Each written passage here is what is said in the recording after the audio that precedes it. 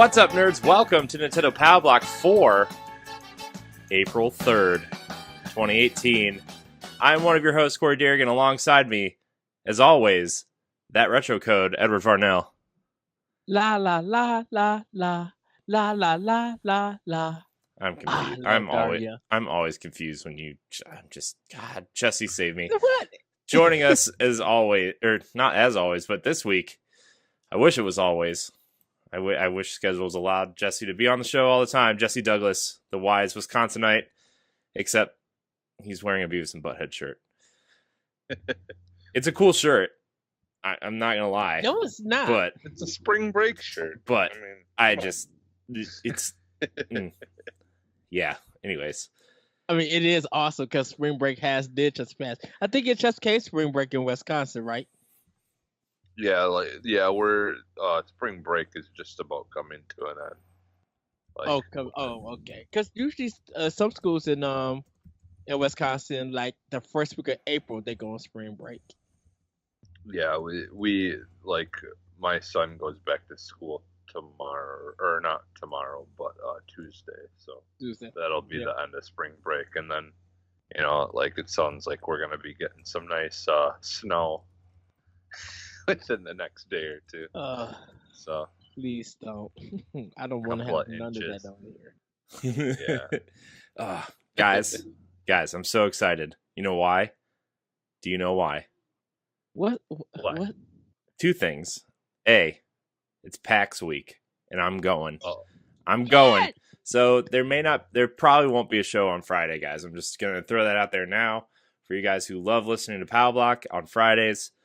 You're gonna have to save this episode for Friday because there might be a few mini blocks. Ed and I might do some YouTube, Facebook Live stuff. I don't know how we're gonna do it.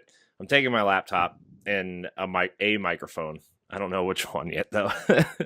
But I'm going to PAX and I'm excited to play Wolfenstein 2 because it's going to be playable there. I'm excited to play Dark Souls Remastered. I'm excited to play Donkey Kong. I'm excited for the Indie Mega Booth. I'm so excited. But B, I'm wearing the new Nerds Gone Rogue t-shirt. Yay! Very excited. I'm very excited. I got some test prints on Vistaprint and gonna try to figure out how to allow people to buy them. Of course, this isn't the only shirt. We've got other shirts, but as we have more details, just follow us wherever you can follow us, and we'll figure it out. But I'm very excited that shirts came in. Woo! Yes! So yeah, and it looks awesome. I love it. I love the redesign with the microphone inside the exclamation point. As Jesse pointed out before we started recording, he likes it too. That's always good.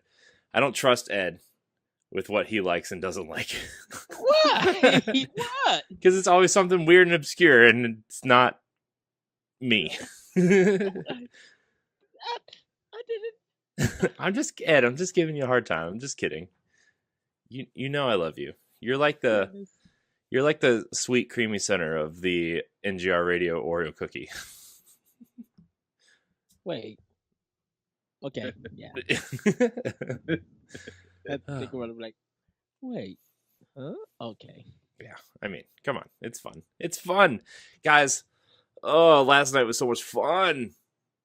Squaggles was so much fun last night. Jesse and I played Fortnite last night. We came in second place. And by we, I mean Jesse came in second place and I hid behind him the whole time. It was amazing. Oh. Yeah, we kind of lucked into that one because, like, all of a sudden, because we got obviously to that position, but we in the grand scheme of everything, we didn't really have any weapons that were gonna guarantee our survival till the end, and that kind of becomes apparent at the end of that round. But yeah, I mean, still, it's still we were able to make it that far, which especially for me, because I'm not really great with the whole building thing yet. Like, right. You were building ramps left and left and right. You Yeah. build us a hideout to hide in for the final round.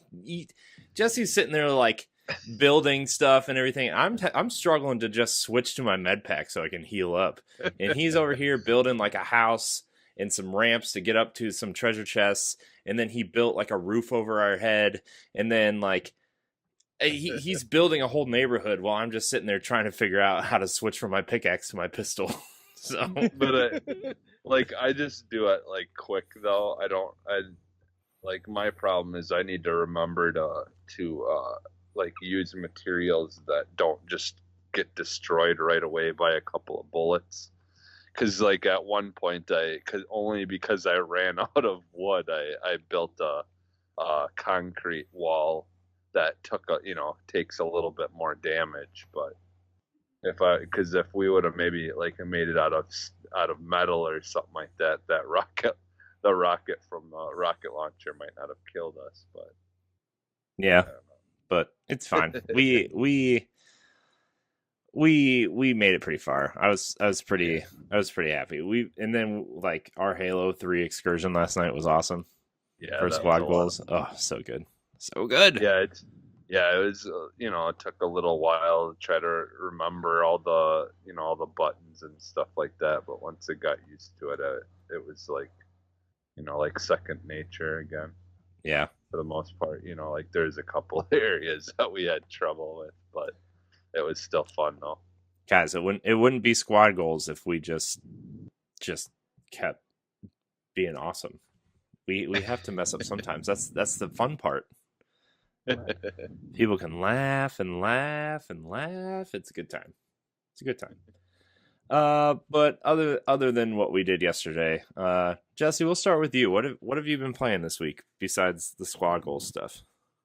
Well, I've been playing. Actually, today I started Steam World Dig. The first one, because I've never played it, so like I started with the second one on Switch. That was that's the first time that I had ever played a Steam World Dig game. So I started that and I enjoy it. It's definitely feels a little bit different, but at the same time it's pretty similar to the second one. Yeah. Like I just starting out, so like I just literally was getting like in this game you can get ladders or whatever and stack them to be able to climb up to areas and whatever, which I was surprised that they didn't still let you, like when you're climbing a ladder, be able to like use your pickaxe while you're on it. Mm-hmm. But I guess in time, well, I'm sure they give you, just like the second one, more things to be able to get high up and stuff like that. But yeah. What else? Let's see. I played a little more Gulf Story today too. Still trucking through that game. Yeah, I haven't touched it in a while, so I probably will start that back up again. And then I played also on Switch. I played some Bayonetta, the first one. I don't know how far I am exactly in that game, but I need to start playing that some more again too, because lately I've just been playing a lot of stuff on Xbox. Because I just recently I did end up picking up Far Cry 5, so I've been playing that and enjoying that a lot, because like one of my favorite games is the Just Cause series. Like I've played all of those and have the third one, and I from time to time I go back and play that usually, just because it's one of those games that are just kind of fun, just screwing around, like Grand Theft Auto and all those kind of games where you just go and do just do stuff to have fun. You don't even really necessarily have to do story stuff. So I've been playing that, and it's amazing, the graphics in that game, and just like I love the whole aspect of it. Like it's like feels like like Siege almost, but if Siege was an open world and like everything in the world looked even more realistic than Siege does, which is kind of hard to do. Yeah, how's that even Like possible? Siege is, yeah.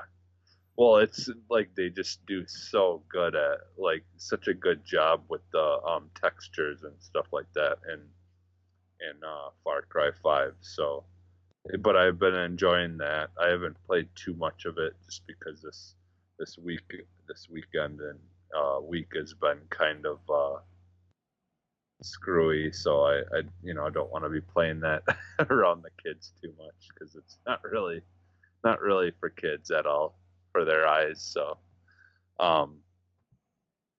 that, and then a lot of Sea of Thieves, and what else? Let's see. And I got a new Xbox controller finally. But I think that's pretty much it. Nice. So I guess I kind of played a good mix of the two systems of Xbox and Switch. But Switch is more so just this weekend, the last day or two. So yeah, I'm trying to get all my Switch games together and figure out what I'm going to take to PAX with me. I'm like, dude, it's like I've been knowing that I'm going to PAX, but like this weekend, it's just like, especially like today, it just kind of like hit me like it's coming on Wednesday. You're leaving at 5 a.m. on Wednesday. And you're going, and it's just like I'm trying to get all my games together to figure out what I'm gonna play.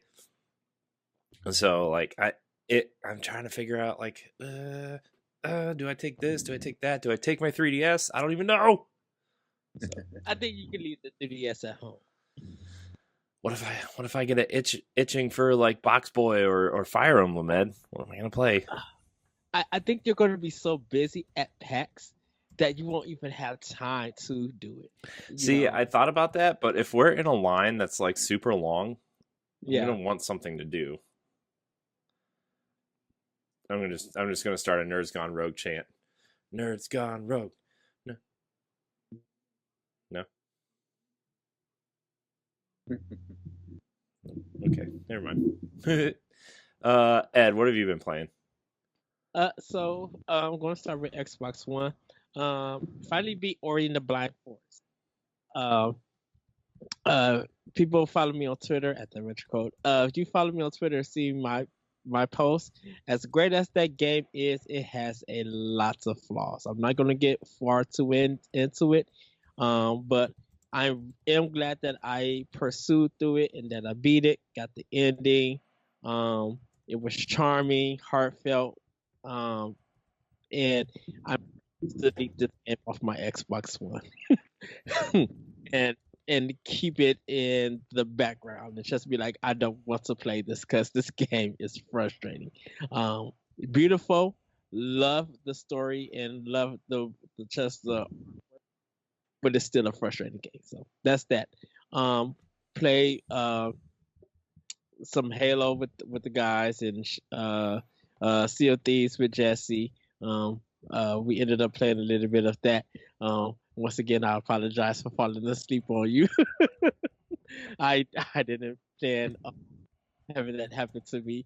Literally, I was on the ship waiting for you to come on to set sail for our next adventure, and I laid down on my bed and put my controller. And when I woke up, I was like in some purgatory with some ghosts. I'm like, what the heck happened? Did I get disconnected? I'm like, what the world happened? So, That's our Ed falling asleep during some Sea of Thieves. yeah. Again, played Oxenfree on Xbox One. Really enjoying this game, getting a little bit further into it, trying to learn the mystery of the island that I'm on. So that's kind of going to be somewhat my next indie game for one. But I am going to be dropping into Quantum Break. Like I said, I got that installed, but I really want to go through that game and start it up. Also picked up Crackdown, and so I do want to give that game a try. For Switch, been playing Sengoku 3. It's one of Neo Geo's beat 'em up games. This one I played in the arcade. It's a little bit more designed than the past games, and it's kicking my tail, but I'm loving every moment. It gives you kind of like unlimited continues, and um, you have options to move your buttons around and stuff. But I just played it in this original format that it's in, for that. Played Blossom Tail also. Got to this. I'm in the second dungeon. Um, the first boss wasn't too hard to beat from the first dungeon, but about to get into, or I should say, second boss for the first dungeon. You fight a rat like in the castle, and then this boss that you fight is like really easy. It's not too much. You gotta shoot arrows in the skull bones eyes and stuff. So that one was easy. So I'm about to get into the second dungeon of the game. Um, and work a little bit more on that. And then when I looked on my Switch, I kind of looked at all the past games that I played it, and each of them deals with a beat 'em up besides like Blossom Tail, like Bayonetta 1, Bayonetta 2, Gakaido, Sengoku 3, and then there is Blossom Tail. I did revisit Graceful Explosion Machine for a quick second, and then like literally stop. Be like, okay, I had enough of this game. Um, I need to put it down. Last but not least, I did pick up some great garbage games for Xbox One. But only one that I really want to mention that I picked up is I picked up Homeworld Frontline. I think that's it. Homefront Revolution. The Revolution, yeah. Homeworld Frontline. Oh, whatever. It's all the same. I picked that up for like $10, like brand new, and I cannot wait to play this game. Like I want to laugh at it. I want to see how broken this game is, and then yeah, I just want to experience it. But I got it for cheap, so I'll be playing that probably in a couple of weeks. So, but that's pretty much what I've been playing. And Era Oasis also on 2DS. Yeah, the Homefront game. I was so excited for that game when it was first being announced, but then I kind of lost interest once I found out that it was going to be something different. Like, cause I liked the original one. I was such a big fan of the original first one. The first one was really good. Yeah, like I loved the whole storyline in that game, like the whole story mode and everything that it like kind of touched on, and that story was really good. Yeah, I think that game the first one could have used, I think, like 2 more levels, because when it ended after like the 7th level, which is like, yeah, y'all really ran out of money and you ran out of ideas for a story. But yeah, I like the first Homefront. This one though, I think it had a lot of development problems, so that's why it turned out the way that it did. Yeah. I never played Homefront. I always wanted to, but then I just never got into it. Yeah, like the first one was basically, it was like almost like a mix between like Call of Duty and Battlefield. Like it had like a more realistic feeling, like maps and like, I don't know, it felt like a Battlefield game, but at the same time it had like, you had kill streaks and things like that, just like you had in, having Call of Duty. So it was like a nice mix, and it was different. And the crazy part was that like I actually preferred it over Call of Duty, because even though it was a small game, and like didn't have that big of a following, they still spent the money to have dedicated servers, something that Call of Duty still barely does. So yeah, it's like, yeah, like how are these guys giving us dedicated servers to play their games, and Call of Duty still can't? Jesse, did you ever play Spec Ops: The Line? No, I didn't. Oh, you should play that game. That game is amazing. That game is that needs a remaster. Yeah. If somebody What- ever remastered that game, I'd be there day one. That game was amazing. What was it on? 360, and 360, it's backwards PS3. compatible if you ever find a copy or Oh. whatever. Okay. It's oh my gosh, it's so good. It was on sale It 2 really weeks is ago. I good. wish we were talking about this 2 weeks ago because it was on sale. When nice. it was on sale when they announced a whole bunch of backwards compatible stuff. Yeah, it's part of. I know it's part of the humble bundle deal. Oh yeah, it's free on PC PC. right now. Yeah, but yeah, dang it. If it ever goes back on sale on Xbox One, I'll pick it up, and if you don't have the money, I'll gift it to you. Oh, it's so good. Cool. It's got if it starts doesn't out show up on Game Pass first. Yeah, I can't believe that game's not on Game Pass. Personally, honestly, that game. Oh, that game's so good. It's so good. Well, the story. What? There's a couple of things that I'm kind of surprised aren't on Game Pass. I'm surprised they haven't put some of their backlog on Game Pass yet, like Ori and the Blind Forest and and things like that. Because isn't that technically a Microsoft game? Yeah. It's a Microsoft published game, so yeah. Yeah, I'm surprised they haven't put stuff like that that's published by Microsoft on there yet, and certain things like that. Yeah. To be honest. Yeah. Because I wonder if the new Ori and the Blind Forest will be on there. Yeah. It probably won't because it's an indie game from a different developer. Oh, so Microsoft just does the publishing. So they just got the exclusive rights to publish it. Yeah, isn't it kind of like the way that Cuphead was published? Yeah. Ori and Cuphead kind of fall into that same vein, I guess. Yeah. Yeah. Well, and I guess that's a good thing though too, because I'd rather that Cuphead and Ori and stuff like that still be the only way that you get it is by spending money, because then that way they're not missing out on making money off of their copies of it or whatever, the developers or whatever. Yeah. Oh man, gosh, now I just want to play some Spec Ops. That game's so good. Which I okay, yeah, because I know this is this is Pow Block. I wonder if Nintendo and these developers are going to do humble bundles for the Switch, because when they were doing it for Wii U, everybody was on it. Yeah, I don't know yet because of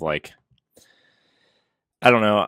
I just think the system is too new at this point, and they just kind of want to figure everything out still. And they're on. I think if anything like that happens, it's going to be after after their online service is up, just everything for that system. Gosh, hurry up! I want that. I want the online so bad. But it was just. I think a lot of people were shocked that Nintendo would jump on the humble bundle deal.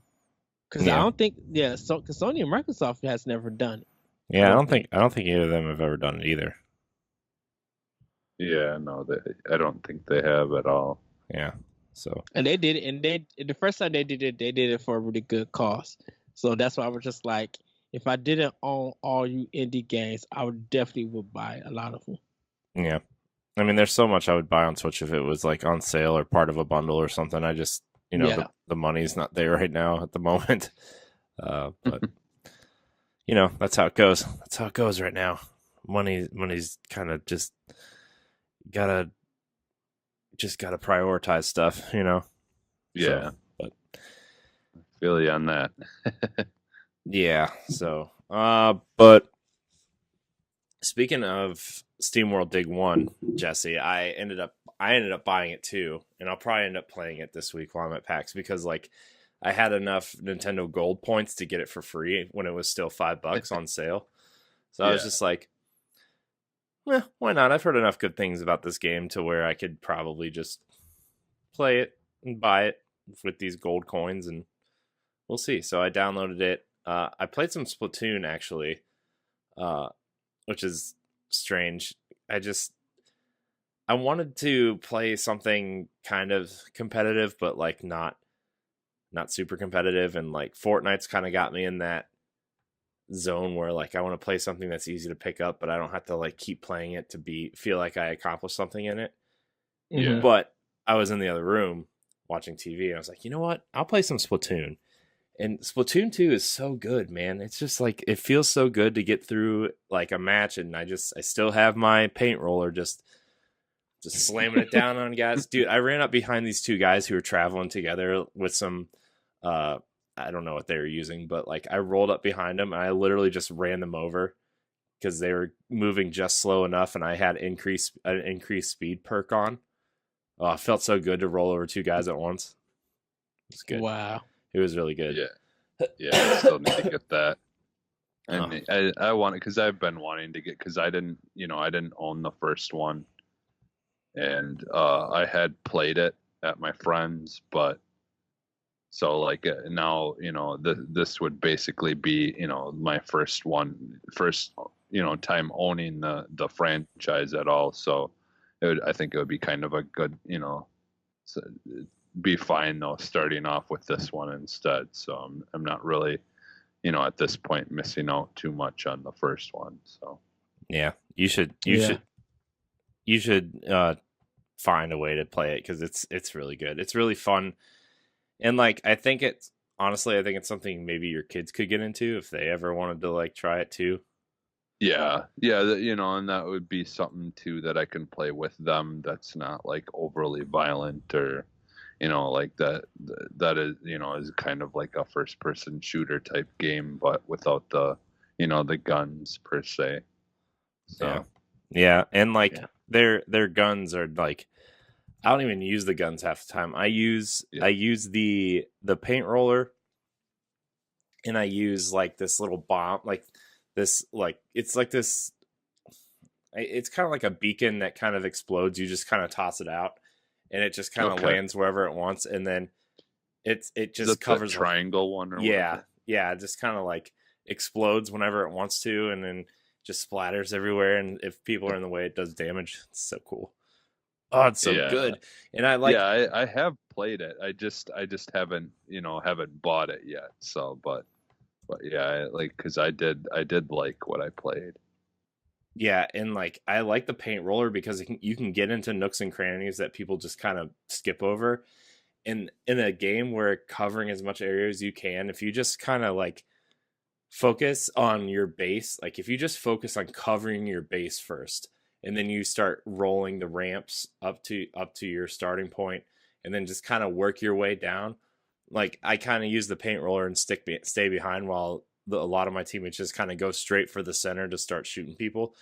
I just take like the side ramps or the main ramps down, or like these side platforms. I just cover them in paint because like while they're getting in fights and stuff, I can just cover stuff while the other team's being distracted, like it's so simple, and it's just like it feels so good. Yeah, won every game I played, which was 3 games. Nice. I won 3 games, and I was like, you know what, right. That was good.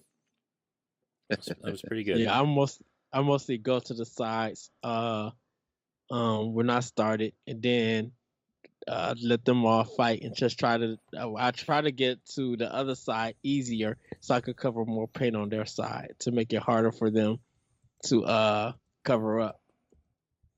Yeah, it's so good. It's so much fun. But what else have I been playing besides like the squad goal stuff? Kind of bummed I missed out. I could maybe still tonight play the test punch for arms or whatever, but I haven't played arms. It's on sale on the eShop right now. It's like 40% off right now. Yeah. And Mario plus Rabbids Kingdom Battle is like 50% off right now. Nice. What else? People should go out and get those games. Like both of those are like I haven't like played arms.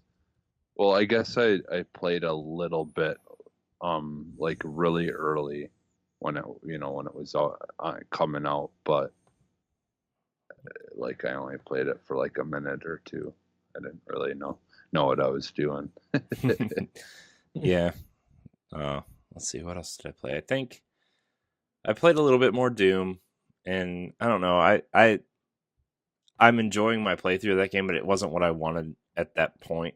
Because like I'm not trying to put Doom down, but it's just not the game I was feeling at that point. Especially because like we've been playing so much Halo that I'm just like I don't know if I want to play another first person shooter right now.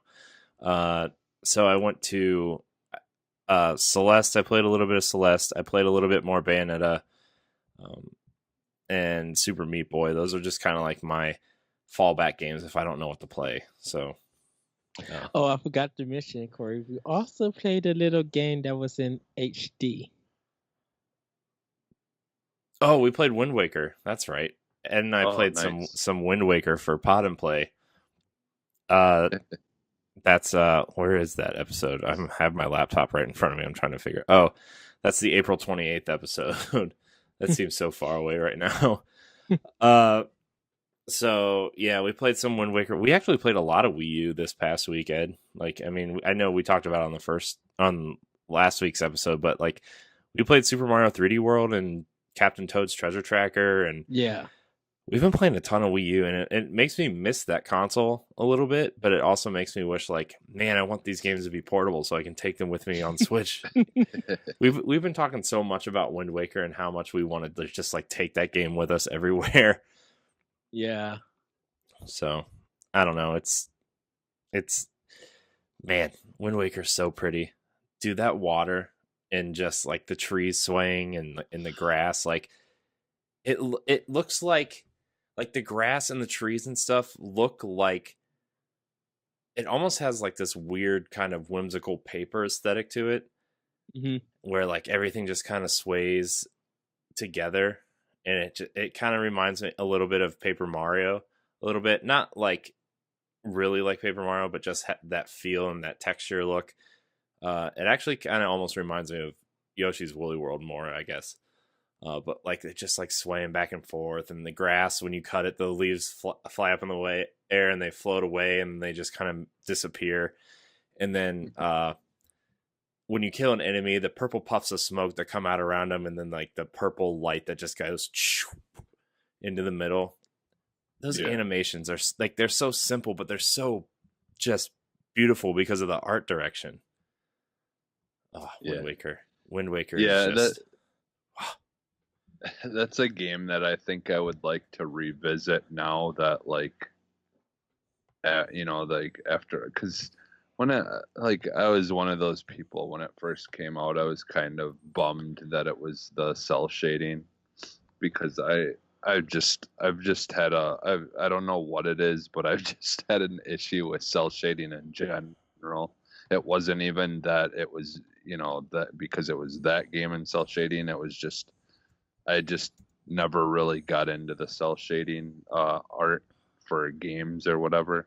Like it just didn't catch my eye as much. Yeah, but like, and Ed and I talked about that on Expansion Pack. I'm sorry, I didn't mean to interrupt you, but like, I want to add on to your point. It was like, it was at a time where like we were really getting into like games were starting to grow up with us, and I think we wanted to see how Zelda was going to grow up with us after playing Ocarina of Time and Majora's Mask and all those games. And they showed that awesome demo at Space World that year of Link fighting Ganon, and for the GameCube tech demo, and they showed everything there ended up coming out exactly how it was coming out. Like Luigi's Mansion was shown off, Pikmin was shown off. Was Metroid shown off? I don't remember if Metroid was shown off that year, but like, all these different GameCube games were shown off. Star Wars was shown off. That was the other one I was thinking of. And then they show this awesome Zelda demo, and we were like, this is the most amazing Zelda game I've ever seen. And then we ended up getting Wind Waker, and like a lot of people were disappointed that we didn't get that and when we got Wind Waker. And like, to your point, Jesse, like that's a game that's kind of been underappreciated twice now because it was stuck on GameCube, where it sold 20 million units, it sold fine, but people wanted that next Zelda to be a more mature story and more mature graphics, and then it got stuck on the Wii U, which was severely undersold as well. So well, and then because I was like kind of bummed too then later on, when the Twilight Princess then came out, and I'm like, why couldn't Wind Waker have been like this, like this game, but still have the same story and everything, but it be, Wind Waker have the looks of what eventually Twilight Princess had, and so I was, it's a good way of putting it. It was like, we had this really unique, cool, really well done style for Ocarina of Time and stuff, and I was like, oh, I couldn't wait for it to be something similar to that, but better, way better looking, because that little bit more powerful of a system, and then it ended up being, which it's fine. Like for me, like it's because of the cell shading. I just, like I said, I've always had a hard time getting into that art style for games. So, but yeah, I mean, now we've got Breath of the Wild, and it's it's amazing. So yeah, I mean, Breath of the Wild's just like, it's so good. We were also talking that how we kind of wanted Kid Icarus to take on a Wind Waker / Breath of the Wild-esque art style. Like if they just kind of made it like an open world kind of thing, similar to Breath of the Wild, but more vertical, because it takes place in, I don't know, the clouds or heaven or mountain, whatever. I don't know. I'm not a Kid Icarus enthusiast, so I can't really tell you where that game takes place. I just know that his bow turns into 2 swords in Smash Brothers, and I'm good to go. So yeah, I know. I didn't really ever get into Kid Icarus too much either. I mean, I've played some of the games over the years.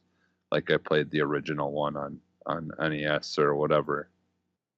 But yeah, I haven't really got into that either too much. Yeah, I played a little bit of that, and I played a little bit of the 3DS one when it came out, and I was just like, yeah, I'm good, I guess. I don't know.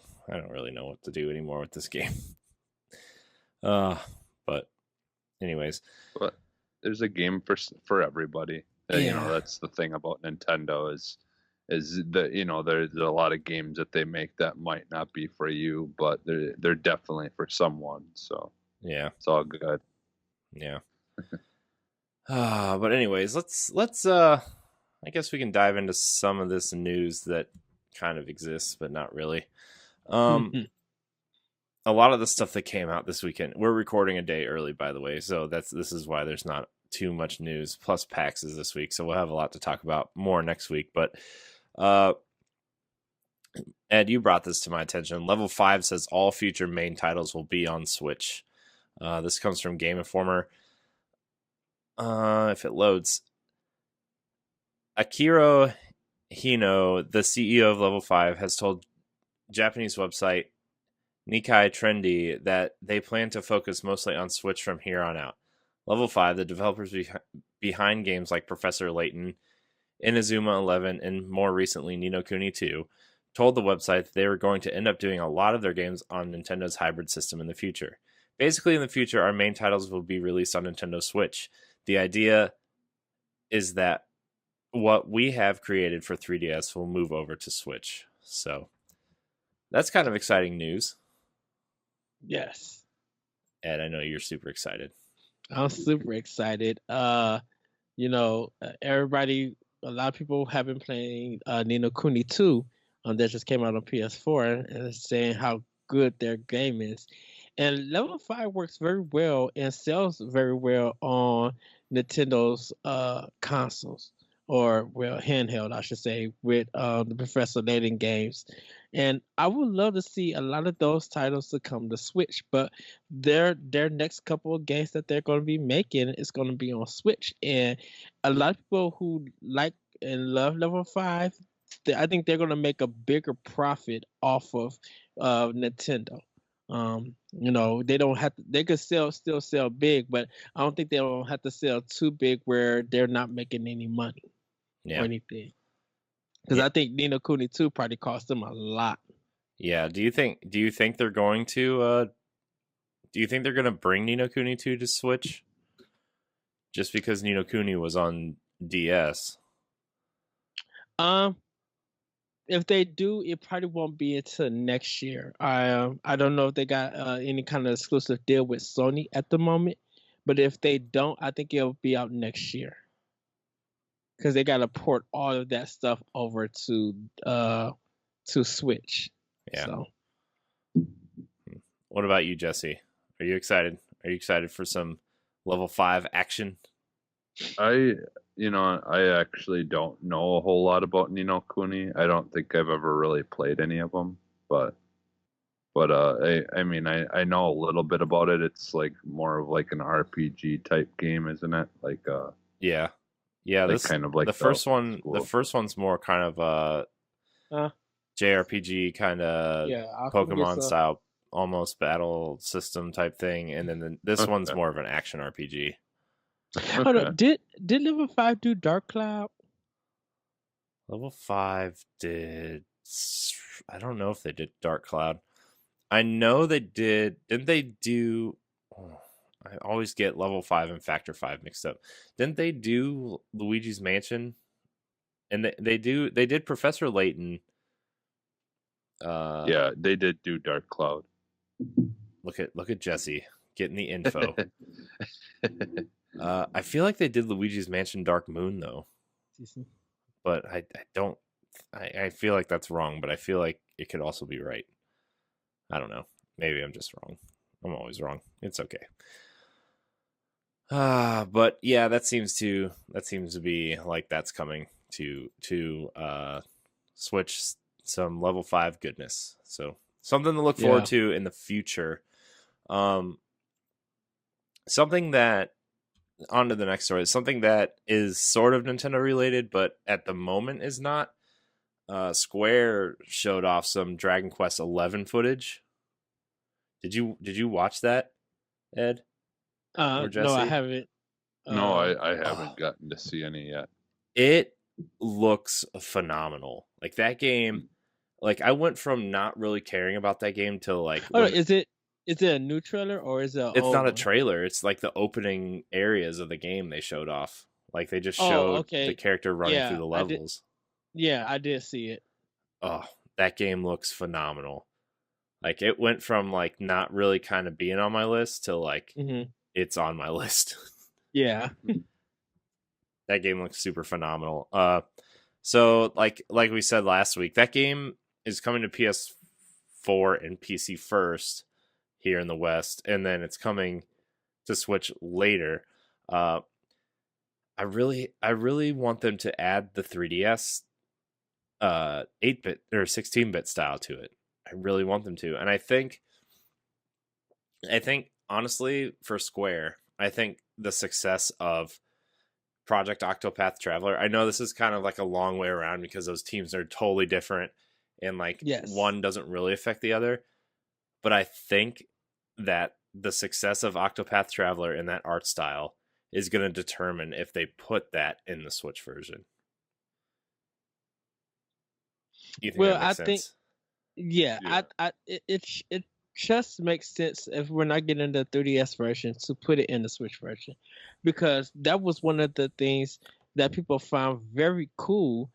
Switching the game, you know, a lot of people who are old school who still want to play in that 8-bit format and that look, they were able to do that on 3DS. So to not have that on Switch, I won't say it's a disservice or anything, but I think some people will miss it from it.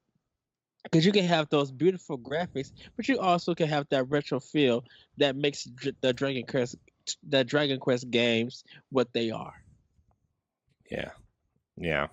I really liked the 3DS. Like it was one of the games I was kind of looking forward to on 3DS because like whatever you're doing on the top, the same thing was happening in a 16-bit kind of overhead art style on the bottom, which was really cool. It was like a really, really cool, interesting twist on playing this game. And it was like, oh, well, maybe I want to play the rest of the game in this art style, or maybe I want to play the rest of the game in that art style. And you could switch back and forth, which was so cool.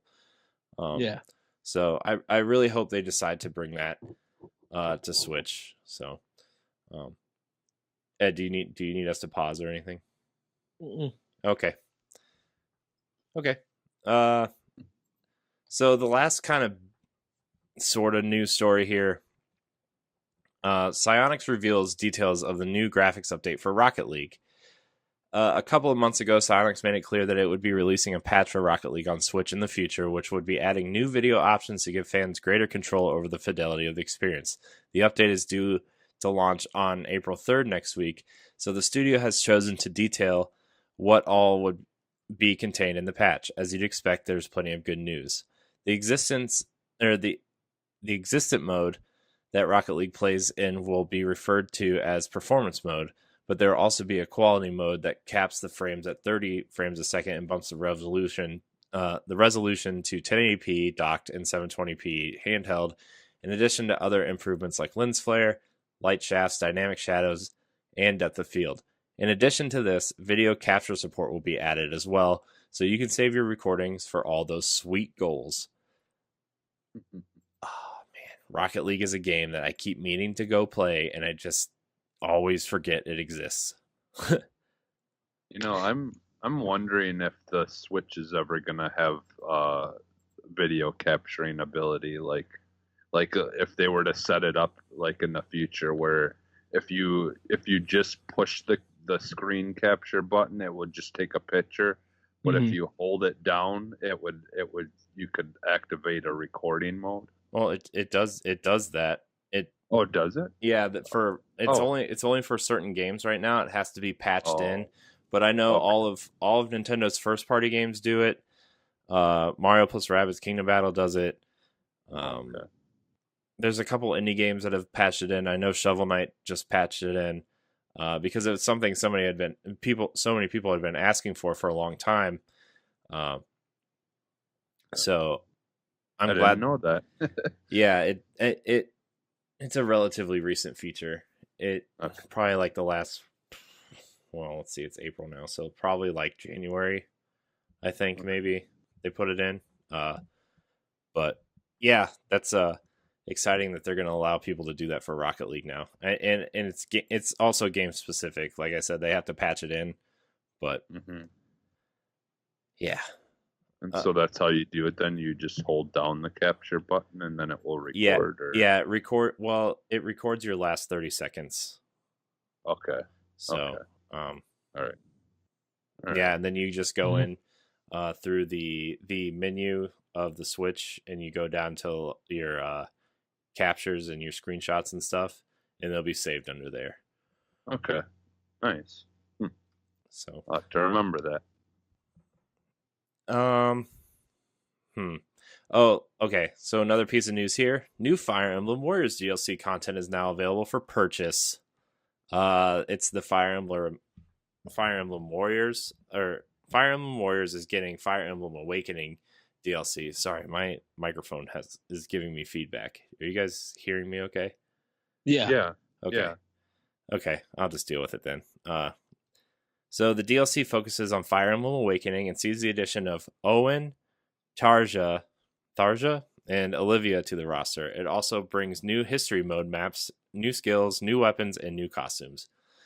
And then they have a whole bunch of things that are coming other than the characters and costumes and maps and stuff. Some characters are getting dedicated weapons. They're tweaking some weapon skills, and then there's a whole patch notes thing, which I'm not going to read here, but I'm glad that game's still getting support. I was a little bit worried about that game, just because it's a Warriors game, but I mean, they supported Hyrule Warriors for a long time, and we're still getting Hyrule Warriors again on Switch, so They supported it, enough to give it a port. Yeah. Right. Well, The definitive edition. Yeah, I am interested to see what they added from the 3DS version though to this version. But that's a game that I just I wanted to be into so much, and then I just got so much at once that I started going this way and this way and this way and this way with so many other games that it was like, and then Mario Odyssey came out a week later. I'm like, I gotta play Odyssey so we can talk about it. Right. And then I never went back. Same with Xenoblade. Like I got like 10 hours into Xenoblade and I was loving it, and then I just got pulled in 100 different directions and I never went back. Those are the two games that I feel bad that I never went back to. Maybe I'll take those with me to PAX. I'll take those. So Gotta take some Mario Kart though, and hopefully you can get into like a big multiplayer match with a bunch of people. Oh yeah, I'm definitely taking Mario. I'm definitely taking Mario Kart. I'm definitely taking ARMS because I will try to destroy people in ARMS since nobody plays it. So for me, that was another game I played this weekend, by the way, was ARMS. Still good, by the way. ARMS still good. Everybody listening to the show, ARMS is still good. Please buy it. Yeah, I do want to pick it up eventually.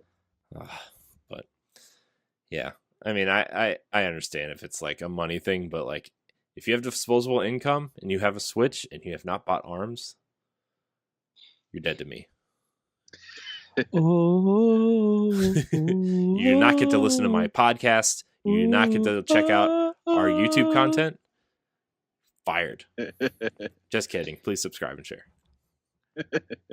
But that's kind of it with the news. I know this episode is going to be a little bit short, but there's one kind of mini topic I want to ask you guys about. And it's not even really a topic. It's like I'm having trouble trying to find time to play games for myself other than like the NGR stuff, right? Like, I mean, I'm playing a lot of games, but it feels like I'm struggling when I have time to play games by myself. Like, I'm struggling to find a game to just sit down and play for myself. And like, have you guys ever felt that? Like, I just don't feel like playing games right now, or like I can't find the thing that's going to scratch the itch that I don't know what the itch is scratching. I think sometimes for me, it's just like sometimes I just don't feel like playing games. And other times I'd be like, you know what, I got to get some gameplay in. And so I like right now I have started to work on my backlog, and I'm trying to stay committed on working on that because I got too many stuff that I need to play that I want to get through. I think when I start going through my backlog, I kind of do it mostly for enjoyment and kind of saying that yes, success. I've finished this game and now I can move on. So like for me, like most of the time, I try to find like maybe in the evening time before I go to bed that I get like 3 or 4 hours worth of game time in, when I'm not doing anything. Because it'll show that time is for me not only to enjoy a game but to like make progress in my library of games. Yeah. What about you, Jesse? I know your situation is like, well, my situation soon is going to turn into a similar situation of yours. Yeah. I mean, like I run into that, but for me, I guess for me, it's a little bit different. Like during the week I can play, now I can play stuff a little bit during the week. It used to be until I got a Switch, you've got to, when you're playing on a console, it's kind of a dedicated thing that you have to do. You have to sit down in front of your TV or whatever. Mm-hmm. And and that's just not something that I really can do too much, when you're taking care of kids and stuff. Because like I work third shift, so then I literally wake up, get my son from the bus, and then I gotta try to make sure he's getting his homework done, he's getting his reading done, and then like I have to, I'm trying to get better at sitting down with him and helping him with the reading, because it's like I'd like be like, okay, you read, I gotta start dinner here, because he's gonna be hungry, and and soon my wife and my daughter will get home, and so I'd be trying to do all these things all at once, and it's like there's no time for games anywhere in that, like because I want to try to make sure dinner and everything's done, and all the important things. But now at least with the Switch, like I can at least get some gaming in. Mm-hmm. Like basically what I end up doing is I sit down with my son, get his homework and his reading done, and then while I'm cooking dinner I can have the Switch there and kind of do stuff on the Switch while I'm making dinner, because at some point there's a lot of just waiting while things are cooking or whatever. And so then I can just pick up, like, for me it was like Steam World Dig 2 or like something like that you don't necessarily have to keep on playing, that you could literally just sit down and not play it and don't have to worry about your character dying or anything like that. So, but yeah, so for me though, like my issue that I have is like I like Siege and a lot of those games that will always pull me back. So my struggle is getting myself to play other games. Like I've been doing better with it recently, but like I have too many games that are like my go-to that like pull me away from playing other things. And that might be one of the problems, that you got to break your go-to games. Yeah. Because if I don't, personally for me, like when you have your go-to games, I think that's when most of your library is finished of you beating them. And because you can always find a new go-to game while you're playing new games that's in your library. I think the thing about it is the safe bet that go-to games give a lot of people, and instead of trying to, we be excited throughout the year for all these games, we pick them up and then we just let them lay there, and they will stay there in their box for months and for weeks because our go-to games take up that time. So I think for a lot of, like, kind of with you, Jesse, I think you might, even with you, Corey, I think you might have to start breaking your go-to games and start playing new stuff, even if it's just for 30 or 45 minutes. Like, try to make some progress in that. And as sad as it is to say, your go-to games that you do play, maybe you might have to reduce it to playing probably playing it like once a week until you get most of your library finished. And then once you finish it, then you can go back to your go-to games. Yeah. I just I'm struggling to just like find time to just sit down and play anything, like literally anything. Yeah. And I mean, it's not a bad thing because I love playing games for squad goals with you guys, and I love playing pod and play stuff, and I love playing, Bloodborne with Matt and Moose when we get a chance to do that. And I just sometimes I'm like, man, I want to play something, but nothing's like hitting the spot right now. And yeah, that's why I went back to like 3DS for a little bit and was like playing Box Boy and Tetris and Fire Emblem, because I'm like, this is kind of the only thing that's kind of hitting the spot right now.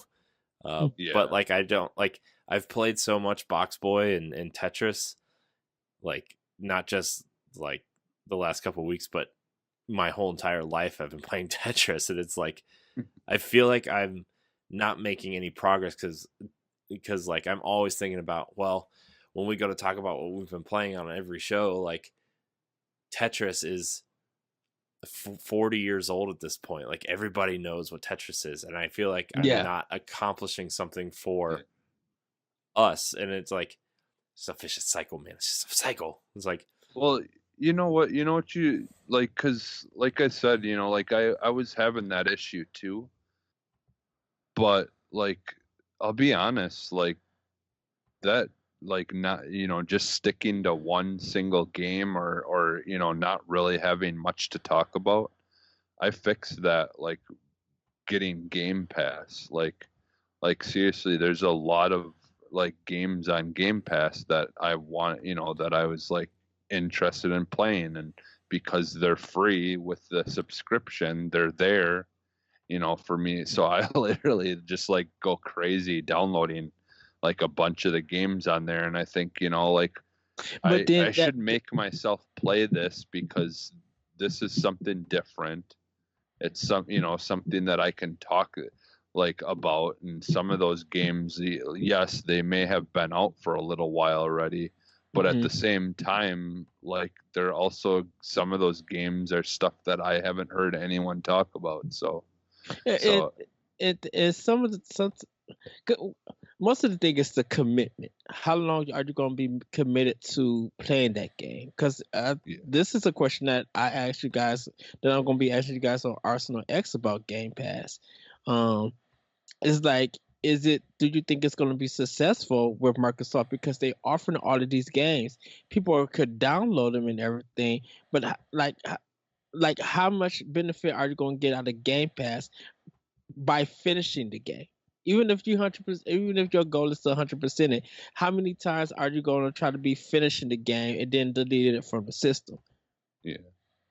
Well, I mean, we can talk about it more on Arsenal X, but I think, like in my case, like a good example of how the like having Game Pass could make you actually like buy other games and more games outside of Game Pass is when I played Rhyme, and this is, and actually it wasn't, Rhyme wasn't, or well, yeah, I guess it was in the Game Pass, but I played Rhyme, and then after I played Rhyme, that made me want to play Seasons, after Fall, and it made me want to play like, more games that were similar to that.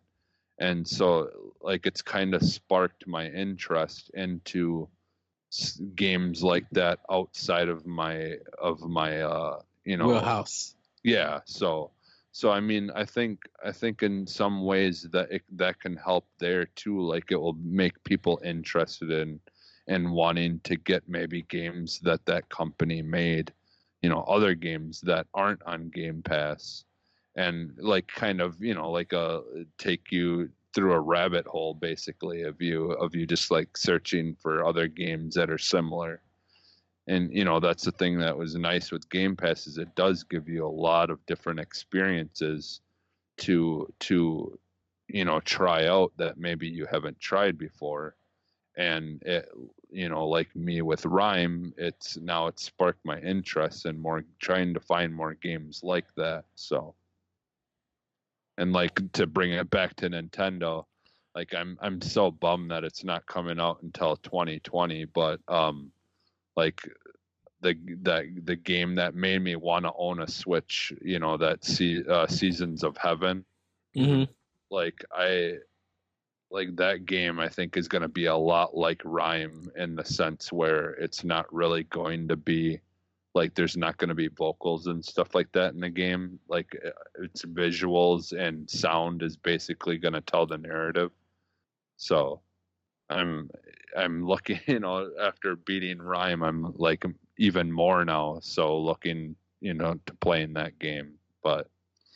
And they did some really cool things. I can talk about, because I don't know. Did you guys end up watching that interview at all? No. I couldn't find it. Oh, okay. I can send it to you guys, but I could talk about that a little bit if you want me to extend this a little bit and kind of inform people a little bit about that game, like what their whole, they're doing something kind of cool that hasn't really been done before with it. So like it's based off of a novel, and so each year, since they mentioned it, each year a novel is coming out. And so when the third final one comes out, it will be 2020, and that's when they want to try to have the game done. And so when you're reading the novel, there's going to be pages that are blank, that don't have anything on them. And so when you play it, when the game comes out, what you're playing in the game will fill those voids of the pages that are missing in the book. So so you can, just play the game and enjoy it the way it is. But if you're reading the stories, the novels, then you're going to want to play the game to kind of get that missing pages of the books. So they're kind of like trying to tie the novel and the game together like that. So, which is kind of neat. I've never really heard of that before. So, but yeah, like I've been looking forward to that game since day one, but it's kind of early though to tell exactly what direction it's going in. But yeah, we'll see when it comes out. Yeah. Well, I think the next game I'm like really kind of looking forward to right now is God of War on PS4. Like that's like the game I have my eyes set on that I'm like, okay, this is the one I'm really going to sit down and play a couple hours a night, like after my wife goes to bed, or wake up early Saturday morning and play through some of it. And but like until then, I'm just like, just gotta, I don't know, but stay focused. Yeah. So plus, we're trying to get ahead on content and stuff. And look, I'm just gonna admit to you right now, May is a mess. May is just a mess of games. Yeah, I know. And we're just talking Nintendo. May is a mess of games. Yeah. So Yeah. Okay. But when it's May, we will get there. But for now, this has been Nintendo Pow Block. Remember, you can find Nintendo Pow Block on Tuesdays and Fridays here on ngrradio.com/Nintendo Pow Block or youtube.com/NGRradio. Like I said at the top of the show, there won't be a show this Friday because of PAX. Ed and I are going to try to get together and do some stuff for PAX coverage, but who knows? We'll see. I'm going to do my best. I'm taking stuff with me to do that. So maybe we'll see some old friends on some of those shows, like Joey. I miss Joey. I can't wait to hang out with Joey. But check out all of our content. Check out Pod and Play every Saturday through May. Season 2 runs through the end of May. This week's episode is The Order 1886. So Ed and I had a very interesting discussion about that game and some games maybe it should have just totally just ripped off. So check that out. Check out our squad goals coverage. Last week we did a whole Sea of Thieves squad goals. This week is Halo 4 and Fortnite. Jesse and I love playing Fortnite with Jesse, man. He's such a good leader. Except for yesterday, he kept forgetting me when to tell me he was jumping out of the plane, so I just had to like chase him down. Yeah, because we were talking, or I was talking. I was running my mouth, and and I was just like, oh yeah, I should probably tell him that I'm jumping out. Because that's the thing is like when we're playing, like other than doing the shows here, like that's like or chatting in our in Facebook Messenger or whatever, we don't really get much time to really talk outside of that. Yeah. Outside of the shows. So it's like when we're playing those, we're usually just talking about everything that's going on in life or whatever, and then yeah, like sometimes we're not really paying attention to what we're doing, and it'll be apparent when you're watching the videos. But yeah. I mean, it's just we're having too much fun and just. Very true. It is a good time though. I love playing games with you guys. Like I look forward to every Saturday night, and like I'm like half tempted to tell the guys like we're leaving PAX or Boston on Saturday, and I'm like, can we leave a little bit early so I can go home and play games with my friends? So, but Jesse, where can we find you on this weird internet place that we live on? You can find me on Twitter at @sub_humanist. And that's, and then, like my if you want on Facebook, you can find me, just at Jesse Douglas, whatever. And then if you want friend code, I have it in my my friend codes in my information underneath my, my whatever on your name and stuff like that on Facebook. So people can find that there, and then I can give you my Xbox screen name and all that stuff too if you want. Yeah, you should just send that information to me so I can just put it in the description of the episode, because I started doing that on NGR proper, and I've been meaning to ask you guys for that stuff. So, but you should put it, like those, what are the 800 numbers back in the day where they used to they used to blink, they would blink. We could put our friend codes blinking on the screen. Oh, now they just be blinking like Wow. the whole commercial, like add us now. Wow. Ed, where can we find you? You guys can find me on Twitter at that retro code, and you can check out Optional Opinion on SoundCloud, iTunes, Google Play, TuneIn, and other podcast apps. Yeah. And you can find me at CoreyNHD on Twitter and Instagram, and you can find me on a plethora of other shows here on NGR Radio. I highly recommend watching instead of listening to Nerds Gone Rogue this week. It's a very visual episode. I'm just going to put it that way. We found a meme of Moose and we used it to our advantage. That's all I'm going to say. So, thank you guys so much for watching. Remember to like, subscribe, and share if you're watching on YouTube. If you're listening to us on iTunes or your podcast service of choice, rate us, leave a comment, all that stuff. And just click the youtube.com/NGR Radio link in the description, and you just give us an audio listen.